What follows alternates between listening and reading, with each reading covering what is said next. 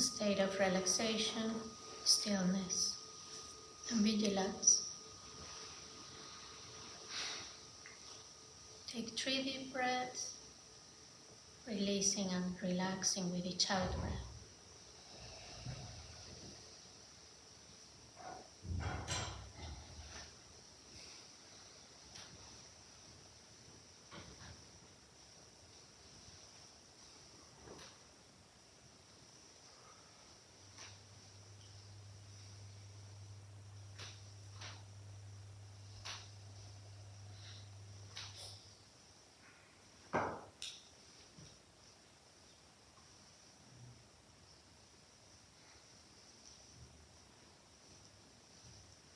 Now let's think for a moment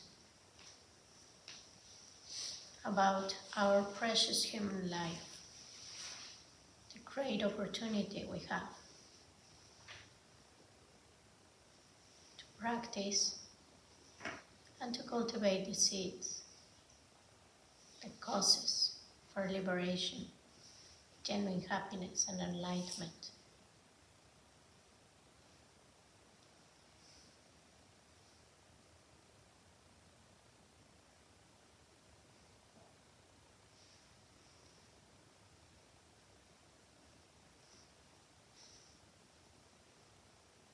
Everything is impermanent.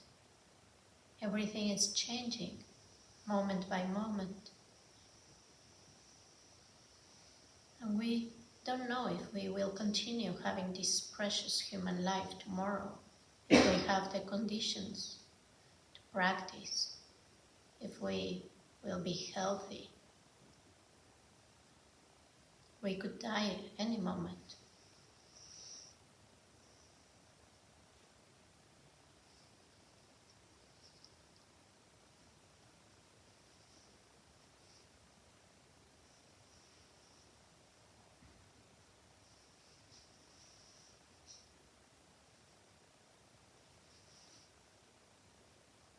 Any experience we have in the present of suffering or happiness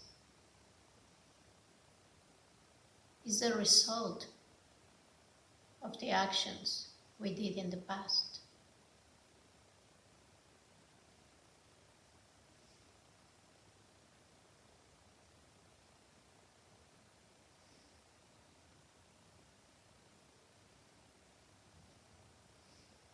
And although we cannot change the past, we can make sure to cultivate the causes for happiness in the present. The future will be the result of the causes we cultivate today.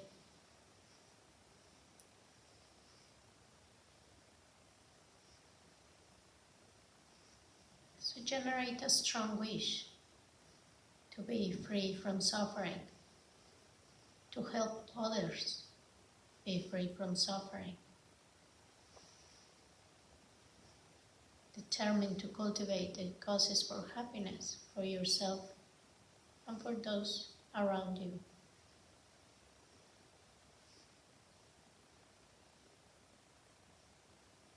With the motivation to follow a path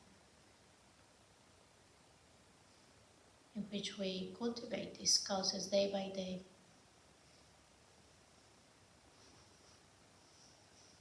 May these causes lead us to enlightenment, the realization of all our potentials,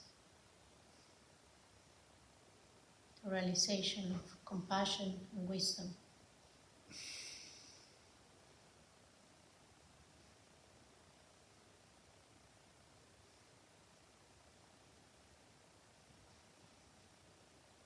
With this motivation, let's rest in the present, cultivating calm abiding, single-pointed attention, a few minutes of Shamatha practice,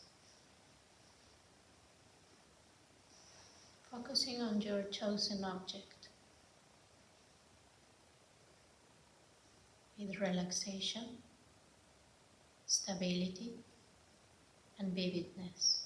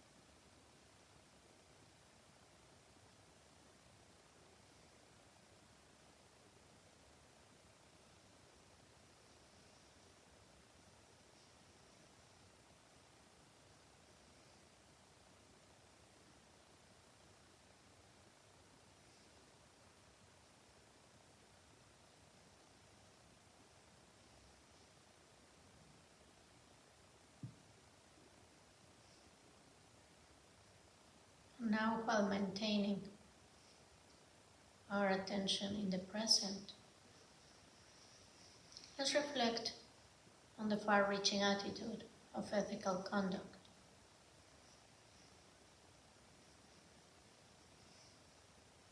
Ethical conduct is a wish to abandon harming others and to help whenever we can.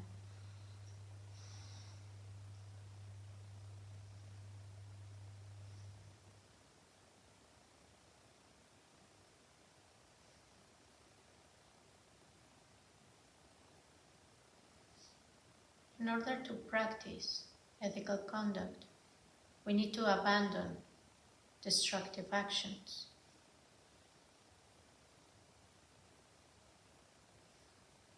Destructive actions are those who harm ourselves and others, such as killing, stealing, taking intoxicants, lying.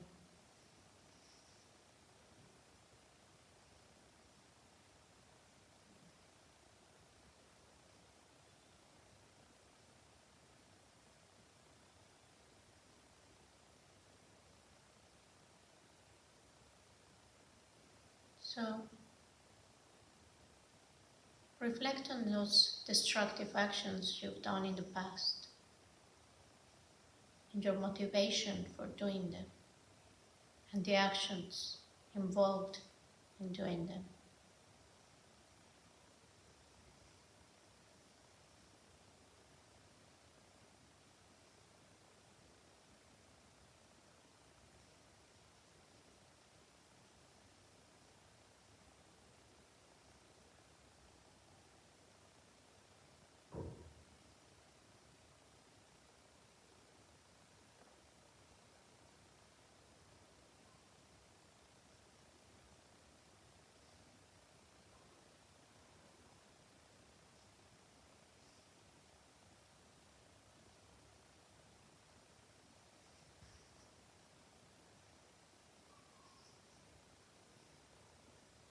And determine to abandon these destructive actions that harm yourself and others.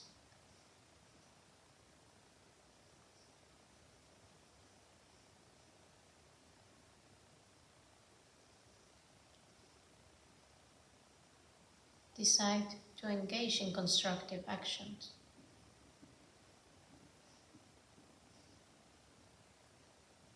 Joyfully taking opportunities to act constructively.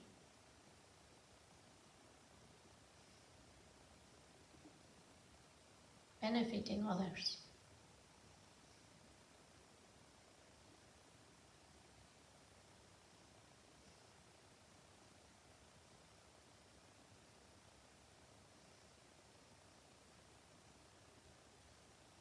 We can help those who are suffering or who are sick.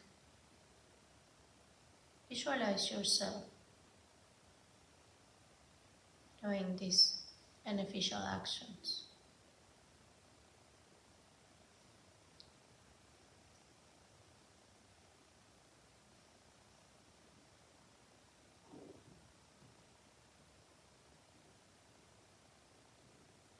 Giving counsel and advice to those who are obscured or ignorant of means to help themselves.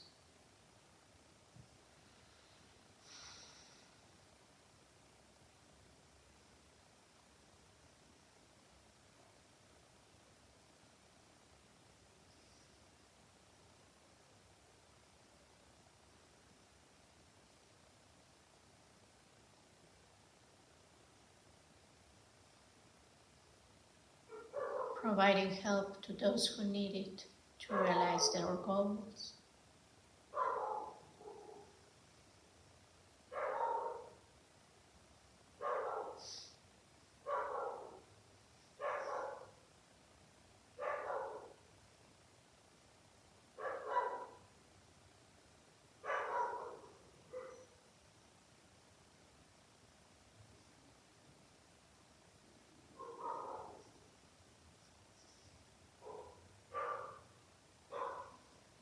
protecting those who are afraid,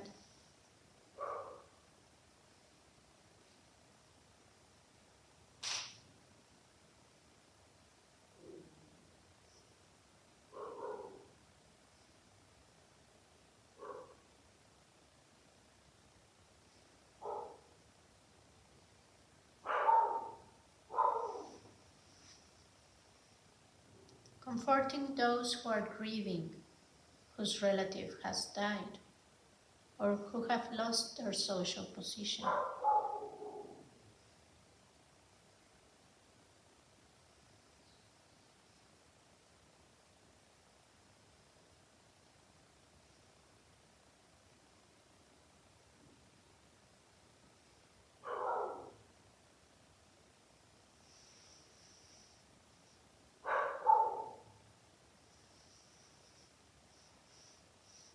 Helping the poor and needy,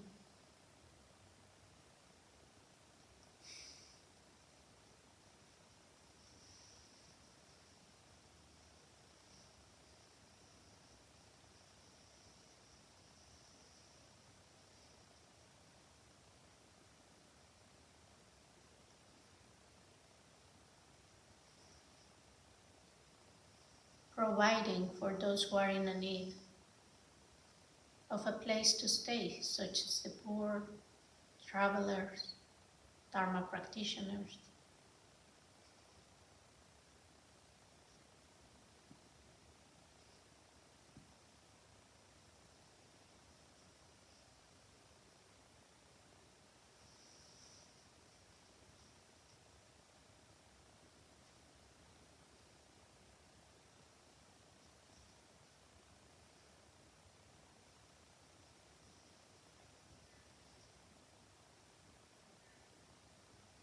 Helping to reconcile those who quarrel and seek to be in harmony.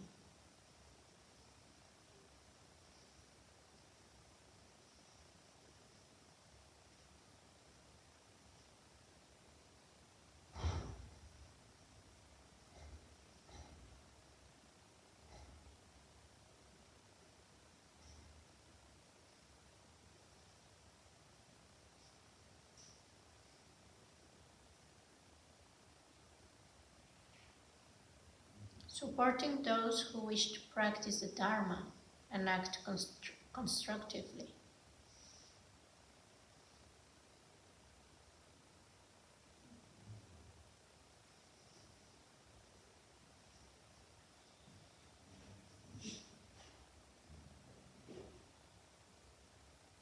Stopping those who are acting negatively or are about to do so.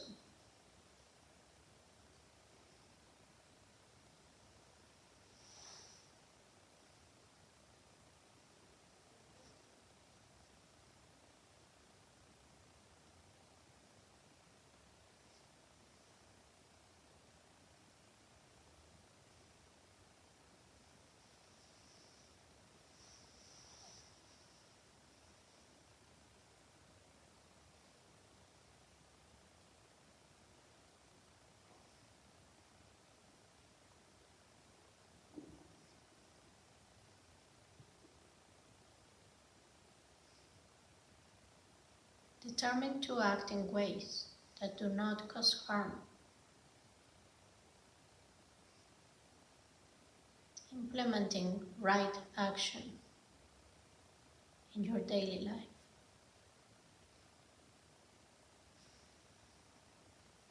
Not taking the life of even insects. Not gossiping or criticizing.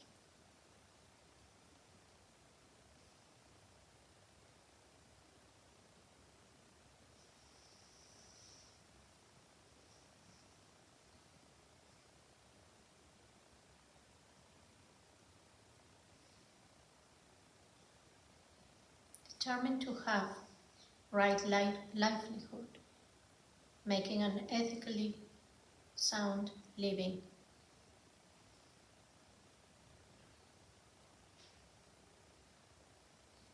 Making sure that your work don't create harm to others, being honest in business dealings.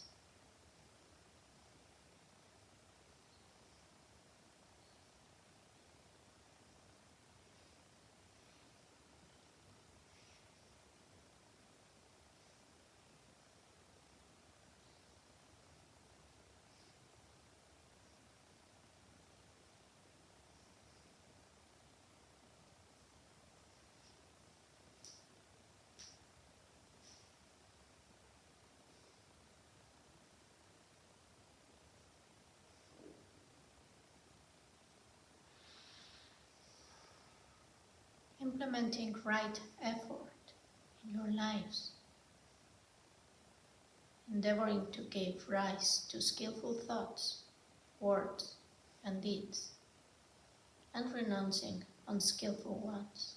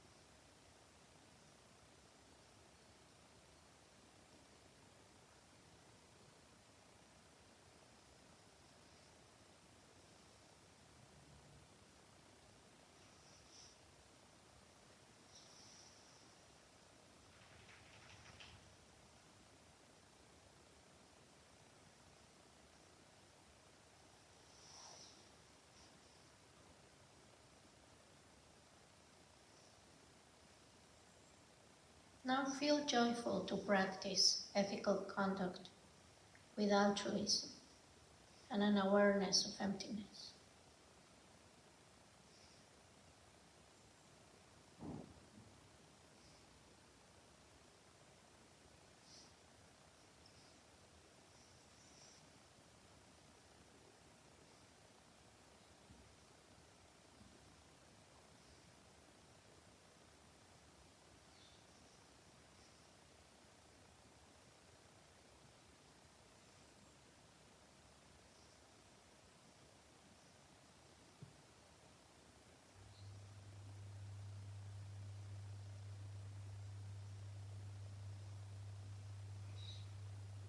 Now rest for a few minutes in the present.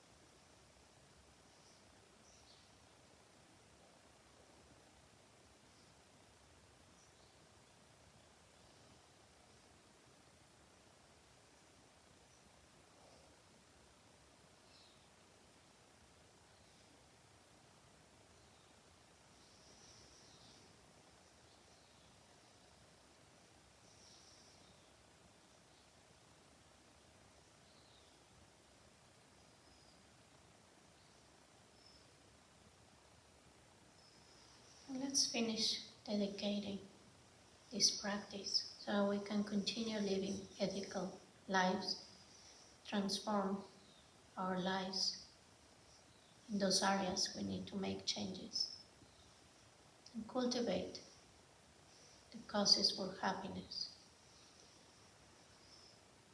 start bringing happiness to the world and less suffering. And may these practices lead us to full enlightenment, complete liberation from suffering, complete happiness that we can share, we can benefit others too.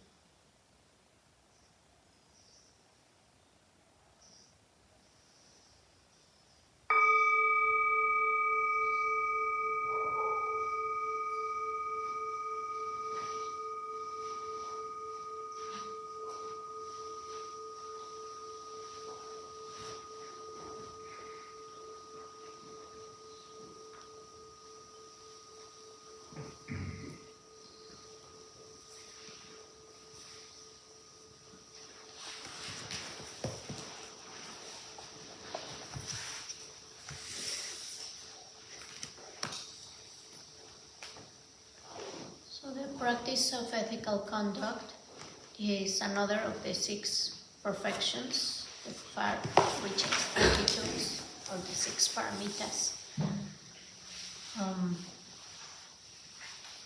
We find this practice is the foundation for all the other practices. If we don't have an ethical way of life, then no matter how much we do the other practices, we're not going to achieve the results and we are not going to make progress.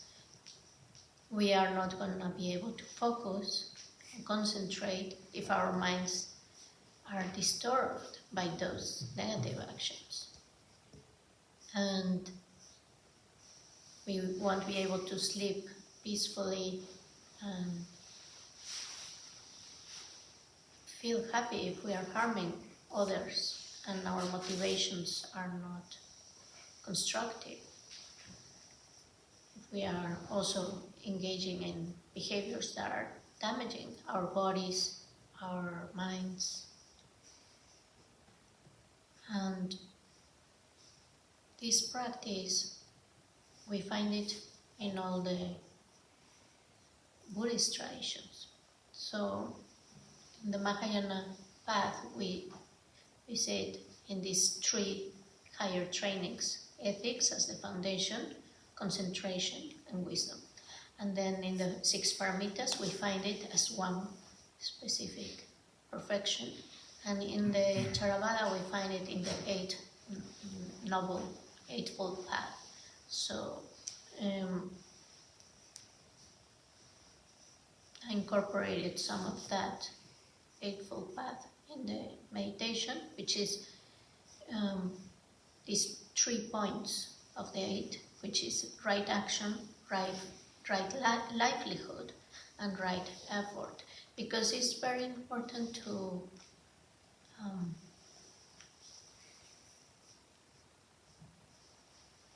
have an ethical way of living, to try to do constructive things with our body, speech, and mind.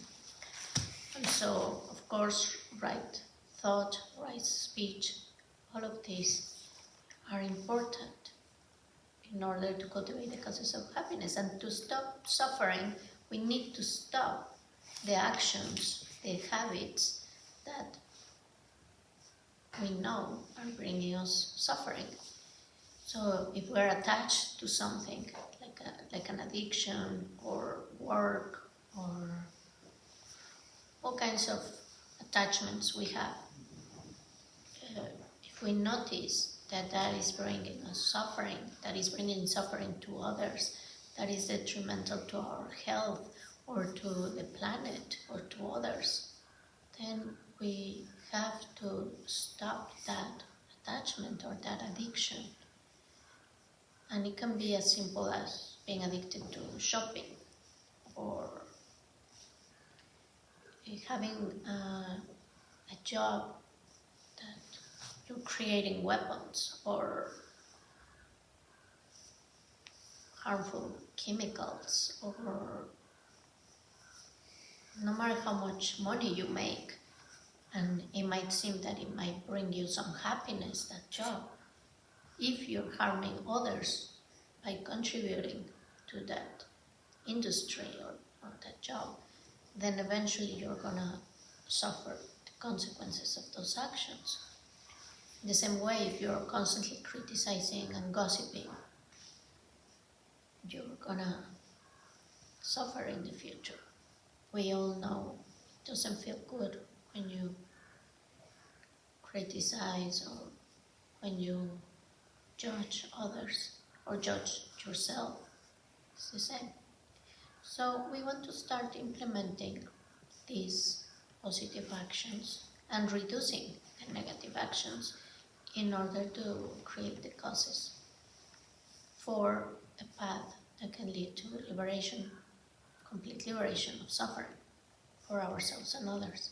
But the most important thing here is the motivation. So remember in the Sutrayana, the motivation is these Theravada paths is to achieve nirvana, cessation of suffering, become an arhat, liberated being. But in the Mahayana and the Vajrayana, the motivation is to achieve enlightenment for the benefit of all sentient beings.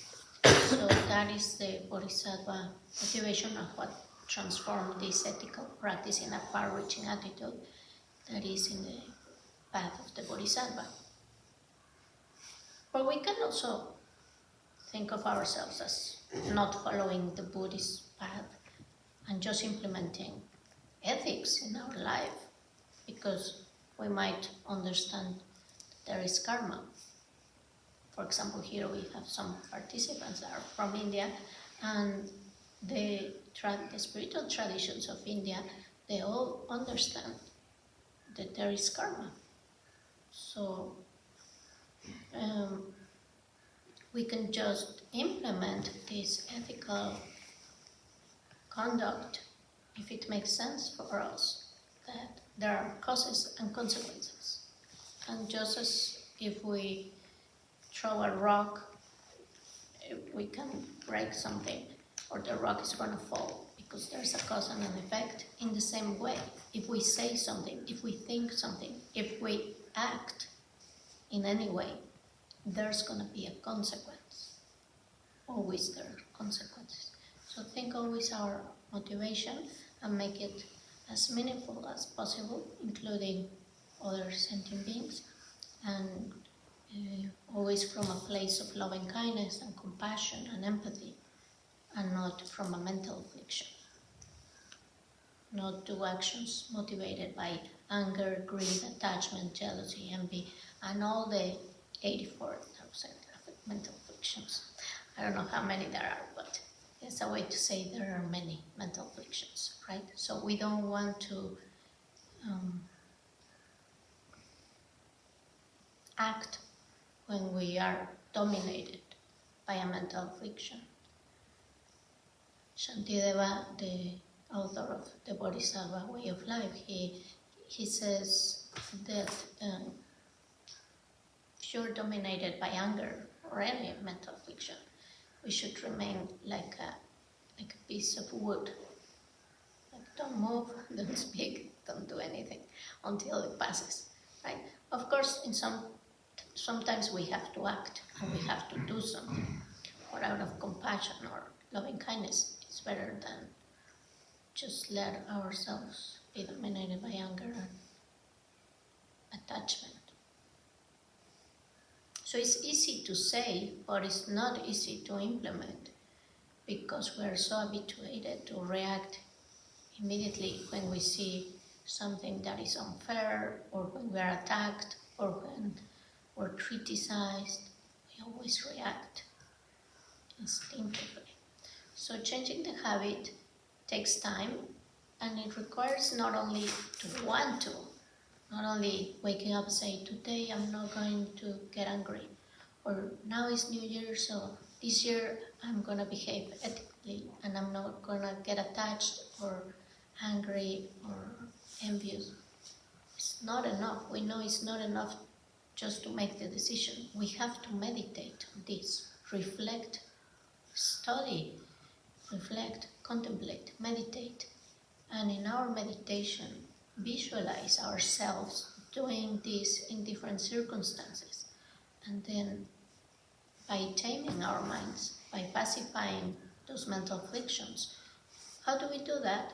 Through the practices of shamatha, loving kindness, compassion, empathetic joy, patience, generosity. All these practices are putting seeds, creating new habits, new mental, positive, constructive mental states. So we want to cultivate this day by day, right? Taming our mind. If our mind is fully present and not chasing after thoughts of attachment or aversion, then we're learning to be in a state of equanimity and find peace and calm in the present.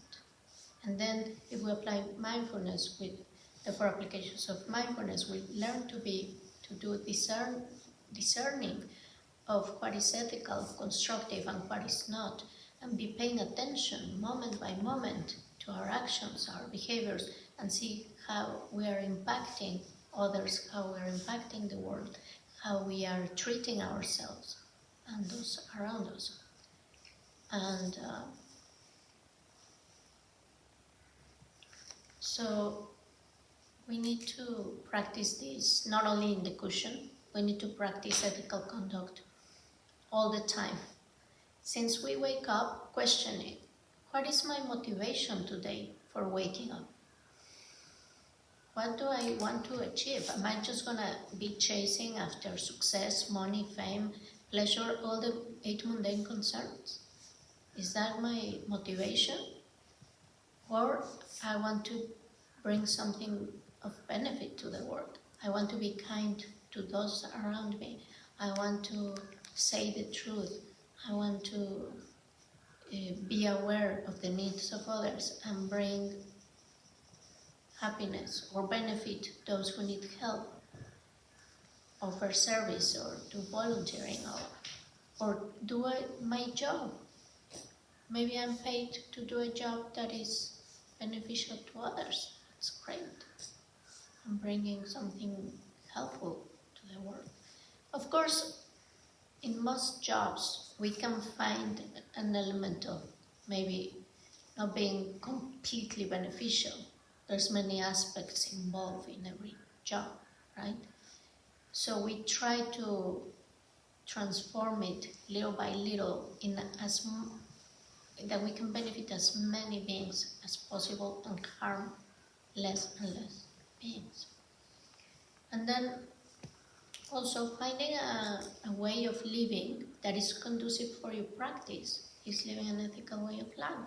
So if we just live to work to get money and we don't pay attention to our loved ones, or we are just engaged in party and intoxicating our bodies, and we are not able to support and take care of our bodies and minds and ourselves, or if we are just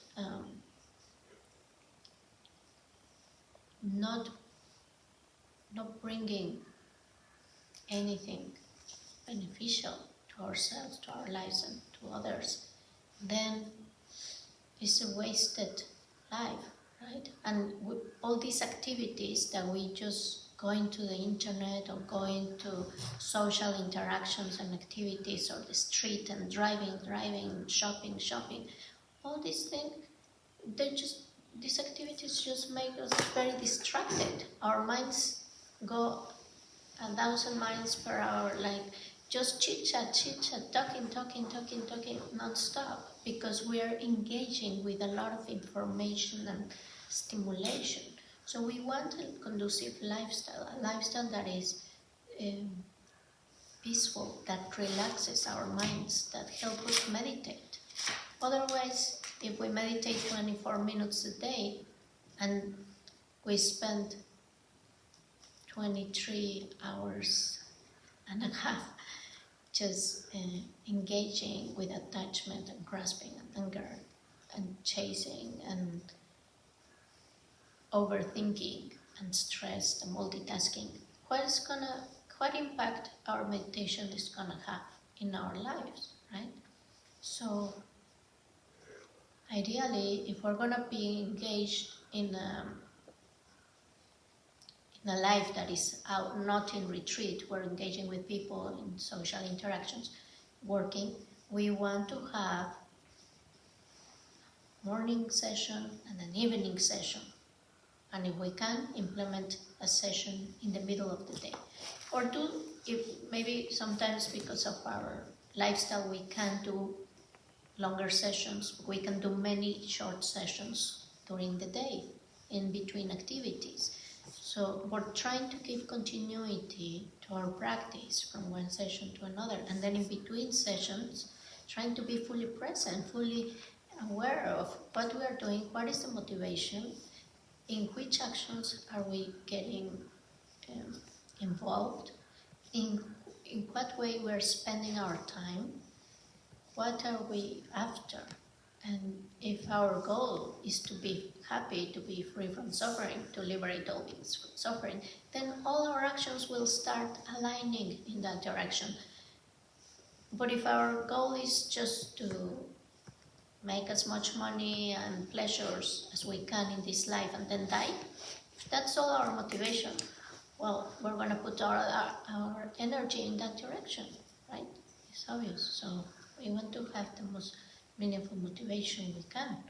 We want to, our motivation also is to prepare to die in peace and to know the process of dying and be peaceful when we die. Hopefully, maybe we die in an accident, we don't know, but if we can die peacefully and create those conditions to die without attachment, without resentments, forgiving and letting go of all our possessions, then we have lived a meaningful life and we will have a meaningful death, and our next rebirth will be carrying those seeds so that we have a happy life in the future, right? So if you can implement meditation, not only coming out of retreat and forgetting all the practices and not doing any meditation, then everything you worked for here is diluted. So we want to keep a daily practice. Each one of us has different circumstances. So you might be able to do 2 short sessions, one in the morning, one in the evening. The duration, of course, the longer you can do it, the better. If you have an hour and you can divide it in 2 gatikas, 2 sessions of 24 minutes, that's great. If you have just time to meditate 24 minutes in the morning and 24 minutes in the evening, that's great. If you can only meditate 5 minutes, do it 5 minutes, but do it consistently, day by day, by day, by day. Instead of meditating 6 hours on a Saturday and then not meditating for a month or 3 months, right? Keep practicing and keep bringing study, reflection, meditation. So that's very important for our daily lives. And then if you can keep doing retreats once in a while, well, that's also helpful and beneficial, because we put in pause our busy schedule and give time to just be present with our minds. Like here, everything is taken care of. Our food, our everything. We have everything, right? We don't have to take care of worrying about what are we going to do tomorrow. We just wake up, eat, meditate. Like we can just do such a repetitive schedule that we don't have to be thinking to survive or to make sure things don't fall apart, right?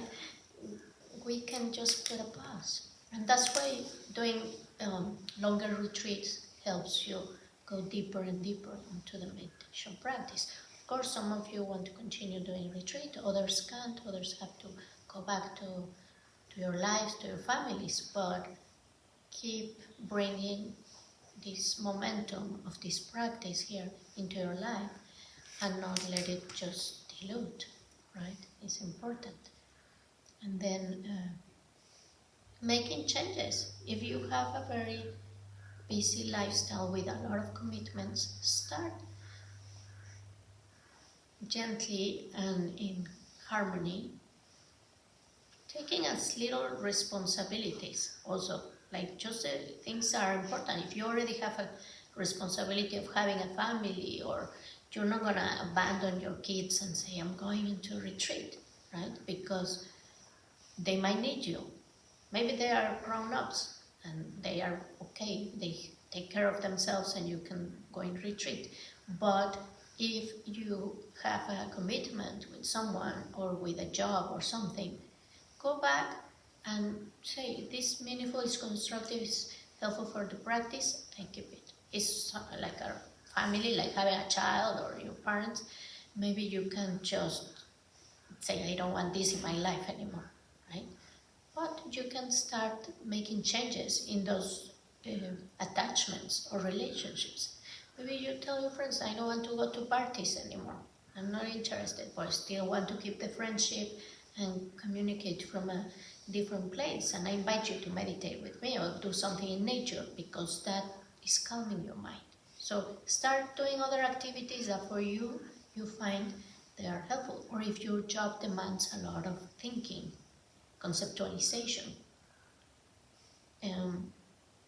maybe start changing to a job that lets you be present and calm in your mind, or that is very ethical, or very loving, compassionate. You're doing a lot of meaning to others, right? So choosing wisely how we spend our time is part of living an ethical way of life. And then if we have that foundation of having an ethical way of life, we have time to meditate. We make space, we make the time. Sometimes we say, I don't have time to meditate. But how long it takes you to change the channels in the TV and choose a TV show? Sometimes it takes you 15 minutes or 20 minutes. You could do a meditation. Or how long it takes you to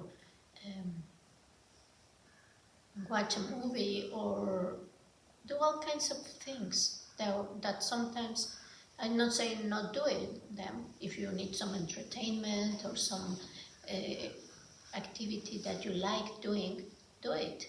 But put your mind in it and be present with that activity. And then open the space so that you can also incorporate meditation as a very important part of your life. So having a schedule where you meditate every day, and then reflecting on what should I meditate on, right? Because it's very easy to say, I just like mindfulness of breathing. That's the only meditation I'm going to do. I don't like the others. Or I don't like all these sutrayana practices. I'm such a great practitioner. I'm going to do tantra, meditation, sadhana, and mantra recitation. And yeah, I must be almost enlightened, so I have to skip all the other practices. Well, we're not going to get anywhere if we skip the steps, if we don't study, if we don't have guidance. So, starting with implementing meaningful motivation, doing the 4 measurables, 1 every day or a little bit of the 4 every day, to open our hearts, to get into balance, doing the Shamatha practice, to focus, to be present, doing the vipashyana, investigating reality, investigating these 3 marks of existence. Everything is impermanent, continuously reflecting on the impermanence of phenomena, how they are empty of inherent existence, and how we project positive qualities on things, people, situations, and grasp to this with attachment, how we project negative qualities, how we exaggerate them, and how we grasp to this with rejection, with aversion, with anger. So continuously, or indifference and ignorance, confusion, confusing what is out there, inventing a reality that is not there, being totally distracted. No, learning to bring our minds to the present.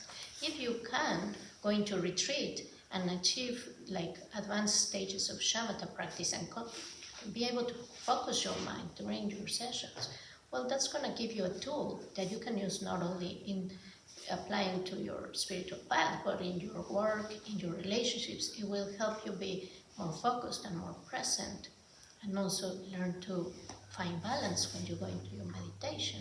If you practice every day implementing this and reflecting on the 4 mind changes and valuing your precious human life, in reflecting on that you can die anytime, reflecting on karma and how we are creating consequences every day. So if every night you say, was this a day that was constructive?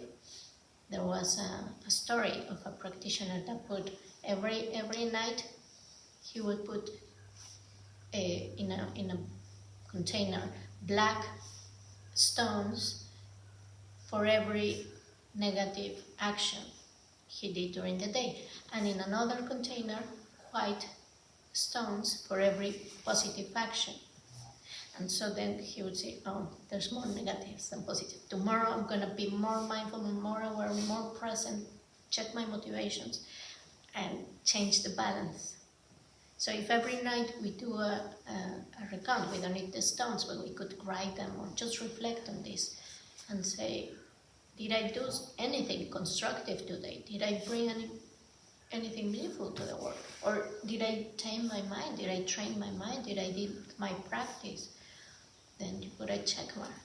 And if you did something negative, then purification through the 4 opponent powers or the practice of vipashyana, if you have been instructed in how to do it, and transforming those negative actions, dissolving the karma and creating positive karma instead, right? And then if you can, go into retreat and devoting time to just practice intensely for a weekend, for a week, for a month, for a year, whatever time you have and the possibility you have, right? I'm going to talk more about retreat centers and possibilities for retreat. I know in the West it's terribly expensive to do a long retreat. You can do a weekend retreat in a retreat center, but they usually charge a lot of money if you want to stop working and live with your savings and sustain yourself for a long period of time in retreat. It's difficult, but there are some options. I will discuss them on the last day. And also we'll send you some resources about visas and things, how you can stay longer in some places, right? But the important thing is that you start creating those conditions, and if you can have a community of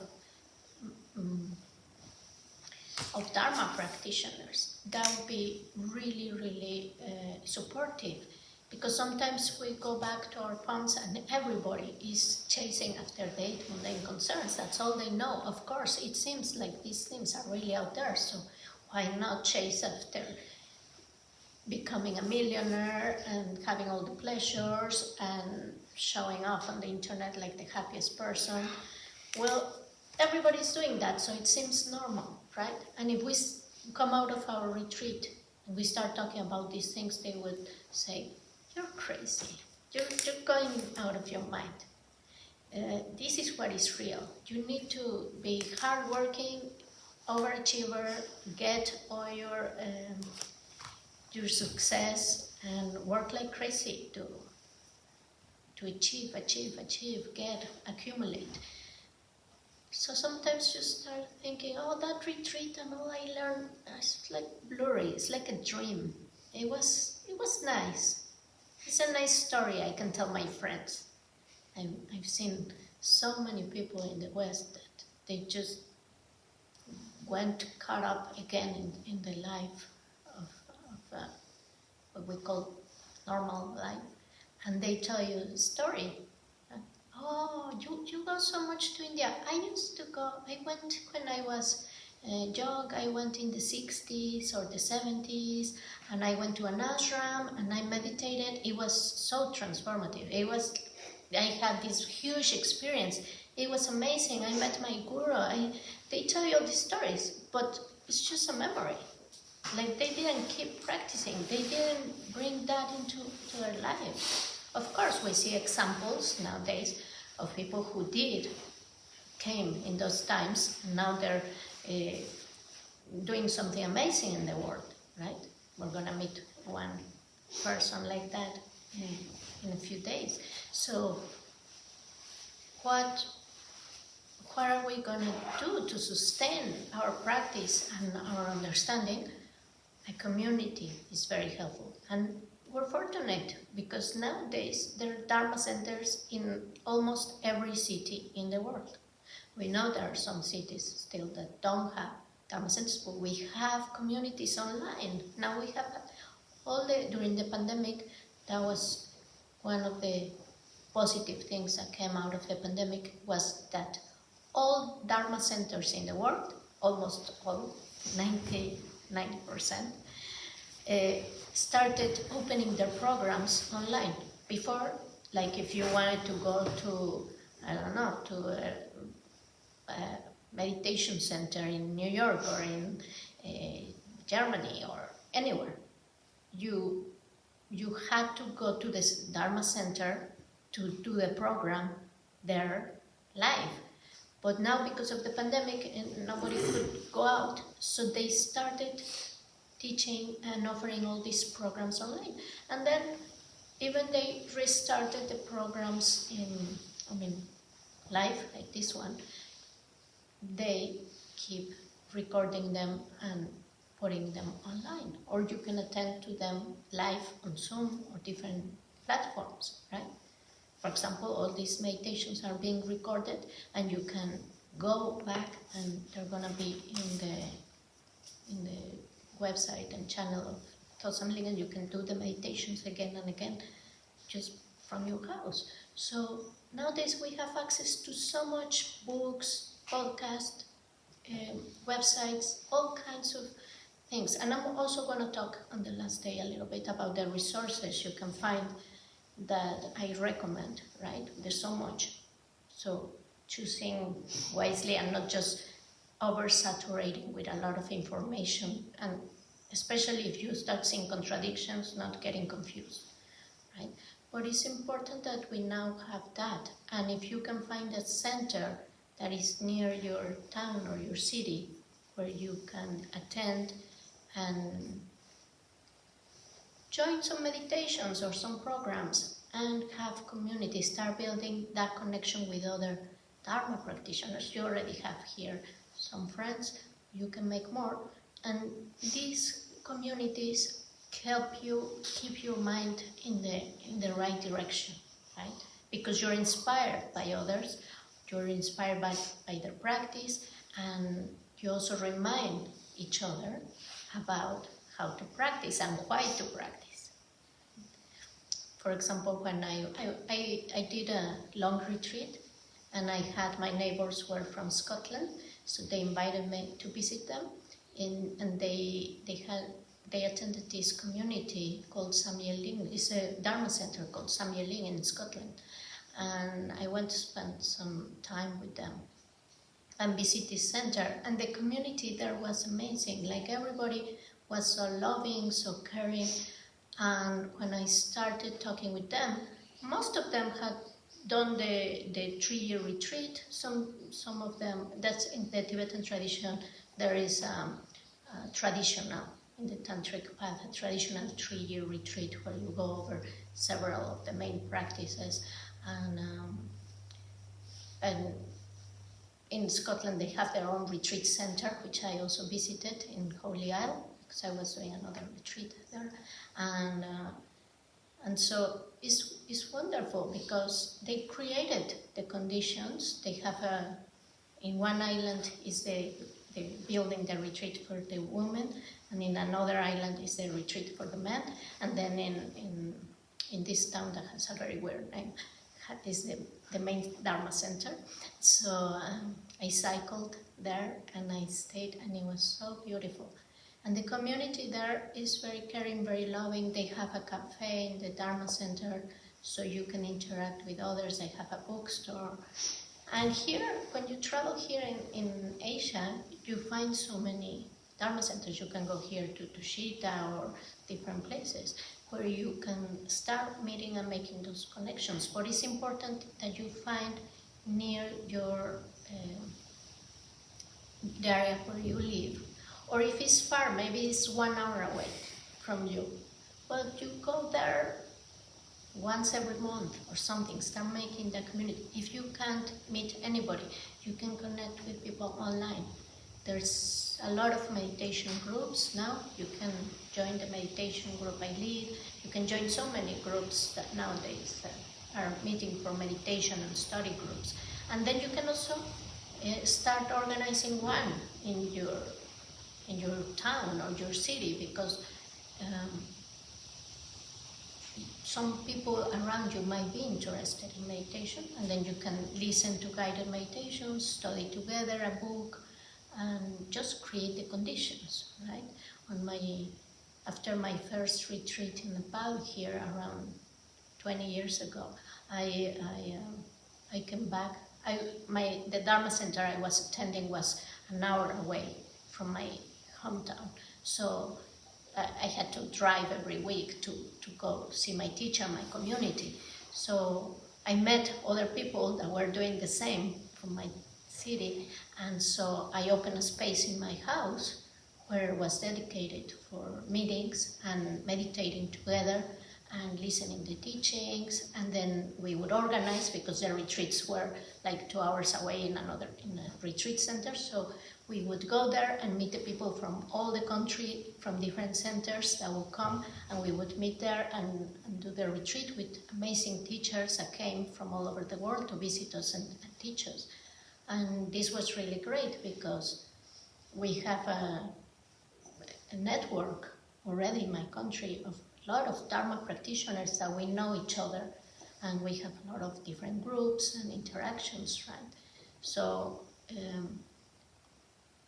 that is very, very helpful, because if you have a question, if you have problems with your Dharma practice, you can chat with your Dharma friends and say, hey guys, what do you think about this? Or do you have a resource? Do you know this book? And sharing a lot of information with them, and knowing that they support you. I still, nowadays I meet every day, every morning. I meet online with my brother and other very loved friends. We meet and we study some Dzogchen and Mahamudra teachings. So we meditate, we listen to teachings, we read books, we discuss them, we answer each other's questions, and many of them are teachers. And so we share a lot of our experiences and things together, right?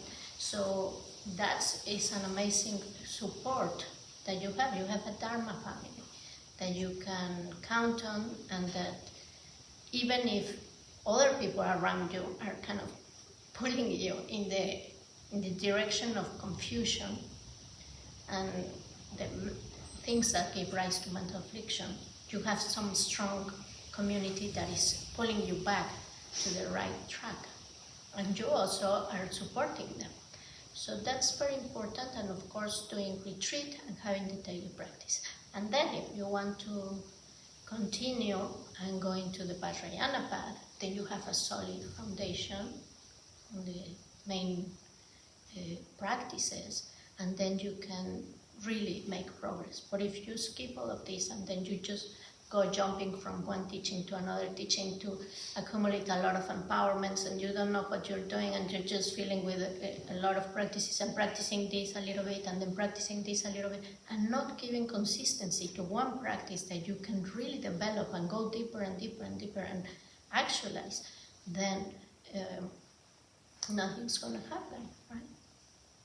So yeah, we need that balanced diet with practices and an ethical way of life, but we need consistency. We need to do them for a long time to actually see results, and not just switching. It's good to know the different paths, to have some time for exploration, to know the different communities, different teachers, different books and paths, but eventually you have to commit to one path and follow it, even if it takes lifetimes, but follow it. Because if you're just switching paths, you're not making any progress, right? So there's a time for exploration, but there's also a time to see what is that you're going to do, what is that you're going to follow, and where do you want to go, right? So,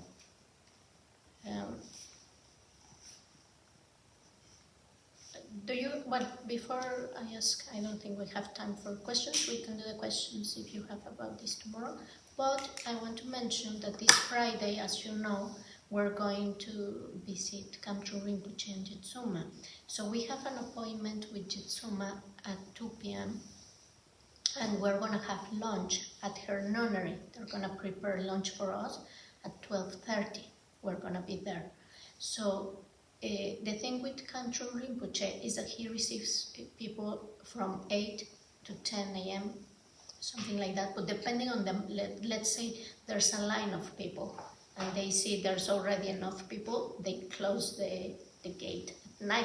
So we want to be there as early as possible, and we will try to have a group meeting. And then if there is a chance and some of you want to have an individual audience, you can make the line and go and see if you have questions for him that you want to do. Those sessions are usually shorter.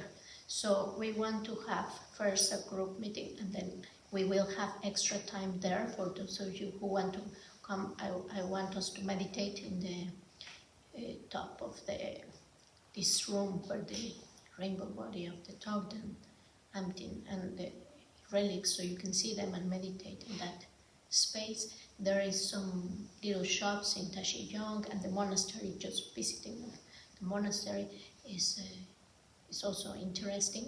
So the idea is to have, we're like an hour and a half from there. It takes about an hour and a half to reach. So we're gonna have breakfast ready at 5:30. So from 5:30 you can start going to have breakfast. And then at 6:30 we want to be already taking the taxis that will be waiting for us at the bridge. So we will meet here outside the Gompa at 6:15, so that we can walk and be there at 6:30, depart punctual. But if you are late or something and don't see us here, you just go there to the bridge, okay? So that way we can arrive around 8 to Kamchu Rinpoche's monastery in Tashiyong and make if there's a line, or check what is the situation. And then we will be there until around 11, kind of knowing the place and after visiting him, doing the meditation, then knowing the place. And then there's also a coffee shop there if you like already hungry or want to buy something. And then we will go to the monastery of Jitsuma, which is very close. It's not far from there. So we will go there and have lunch at 12:30, and then we will meet Jitsuma at 2 p.m. Okay? And she probably gonna show us a little bit of the place too. So if you wish, you can go to I think there's a shop here, I don't know, in the office or in the dining room, and you can buy a kata, two katas, because you don't know, maybe they will take it or give it to you back. So bring at least one or two if you want katas, and you can bring envelopes and put a donation there if you wish to not come with empty hands, or you can bring a chocolate or a fruit or something if you want to do an offering to the teachers, and that's it. Do you have any questions? Yes? It's about yesterday, you mentioned that the anger has a quality of energy and clear. So, and then you mentioned that attachment, this bliss. So I was wondering how can you refer to this bliss in a beneficial way? Because you mentioned that the energy of anger you can use for other things. So yeah, it's a way of transforming, using that energy, that potential that you have to experience bliss. For example, if you are fantasizing about something you're attached to, there's an element joy. That's why we get attached to thinking about that thought. So instead of keep feeding with attachment, with craving, with desire, with grasping, we want to rest in the present, feeling that sense of joy, canalize it into our practice, into our activities. Instead of doing with craving, just experience the joy that arrives. For example, you eat food that you like, you eat it, and there's an element of it's arising to your experience as pleasurable. Of course, we know it's not coming from the object. It's a lot of causes and conditions, including your education, your upbringing, your having a human body. So many factors, right? Animals usually like food that we don't like. So you eat the food, you have the experience of pleasure, but what happens there? We get attached, we want more. So you just rest with that experience and let it go. Let the experience go and the feeling of the attachment, but you stay with the joy and let it until it vanishes and you come to equanimity, back to equanimity, right? But it's also finding joy in ethical actions, in meaningful life, going to help others and experiencing that joy.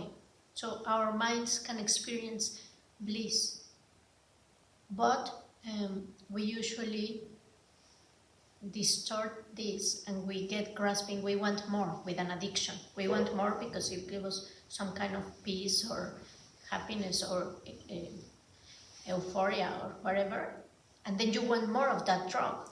But what happens? It doesn't give you as much. So you need, every time you need more and more and more until it eventually becomes pain and the pleasure is very little. But you become addicted. You need more and more and more. So we want to reduce the attachment and just find that joy that comes from our minds, that is in our minds. And the Shamatha practice is going to take us there.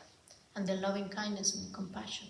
So you can also do loving Shamatha on loving kindness. That's a valid meditation that the Buddha taught.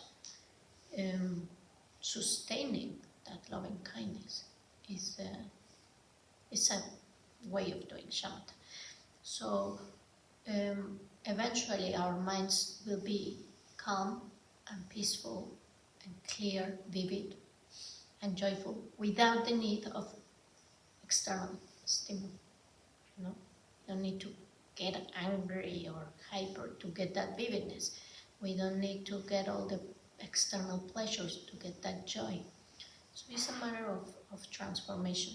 We can talk more about that. We can talk about the primordial wisdoms. And if I have time, I can tell you. But if not, search more about the primordial wisdoms, the 5 primordial wisdoms, and the correlative with the afflictions, and also transforming desire and transforming anger and afflictions. This belongs to the Vipashyana teachings. So I won't go into detail into the Vipashyana teachings, but you can find a lot of resources too. Okay? How is it called? 5 primordial wisdoms. Yeah, I'm gonna search. I have a chart that has the primordial wisdoms. It has the colors, the elements, all the correlatives. I'm gonna see if I can find it and send it to you.